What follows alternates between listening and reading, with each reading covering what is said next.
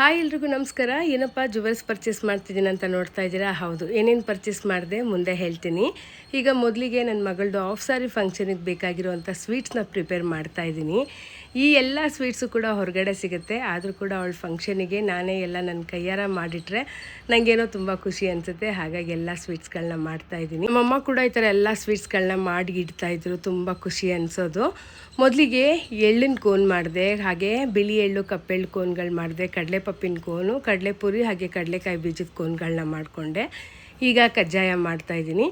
ಈ ಎಲ್ಲ ಸ್ವೀಟ್ಸ್ಗಳನ್ನ ಮಾಡೋದಕ್ಕೆ 3 ದಿನ ಹಿಡಿತು ನನಗೆ. 3 ದಿನ ಪ್ರಿಪ್ರೇಷನ್ ಇದೆ ಇದರಲ್ಲೆಲ್ಲ. ಕಜ್ಜಾಯ ಅಂತೂ ತುಂಬಾ ಚೆನ್ನಾಗಿ ಬಂತು, ಎಲ್ರಿಗೂ ತುಂಬ ಇಷ್ಟ ಆಯಿತು. ಕಜ್ಜಾಯ, ರವೆ ಉಂಡೆ, ಕರ್ಜಿಕಾಯಿ ಈ ಸಾರಿ ಎಲ್ಲರೂ ತುಂಬ ಇಷ್ಟಪಟ್ಟು ತಿಂದರು, ತುಂಬಾ ರುಚಿಯಾಗಿತ್ತು. ನೋಡ್ಬೋದು ನೀವು ರವೆ ಉಂಡೆನ ಎಷ್ಟು ಚೆನ್ನಾಗಿ ಬಂತು ಅಂತ ಹೇಳಿ. ಇನ್ನೊಂದೆರಡು ಸ್ವೀಟ್ಸ್ಗಳನ್ನ ಮಾಡಬೇಕು.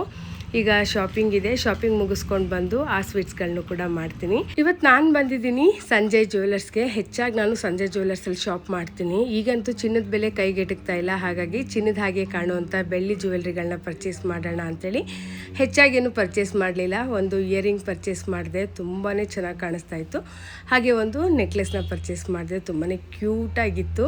ನನ್ನ ಮಗಳಿಗೆ ಹಾಕಿದ್ಮೇಲೆ ನೋಡ್ಬೋದು ಈ ಸೆಟ್ನ ಪರ್ಚೇಸ್ ಮಾಡಿದ್ದೀನಿ. ಇವ್ರ ಹತ್ರ ಪರ್ಚೇಸ್ ಮಾಡಿದ್ರು ಬೆಸ್ಟ್ ಪಾರ್ಟ್ ಏನಪ್ಪ ಅಂದರೆ ಸಿಲ್ವರ್ ಜ್ಯುವೆಲ್ರಿ ಪಾಲಿಶ್ ಮೇಲೆ 10 ಇಯರ್ಸ್ ವಾರಂಟಿ ಸಿಗುತ್ತೆ. ಹಾಗಾಗಿ ಎಲ್ಲ ಜ್ಯುವೆಲ್ರಿನೂ ಇಲ್ಲೇ ಪರ್ಚೇಸ್ ಮಾಡ್ತೀನಿ. ಫೈನಲಿ ಜ್ಯುವೆಲ್ರಿ ಶಾಪಿಂಗ್ ಆಯಿತು. ಮತ್ತೆ ನೆಕ್ಸ್ಟ್ ವ್ಲಾಗಲ್ಲಿ ಸಿಗೋಣ. ನಮಸ್ಕಾರ.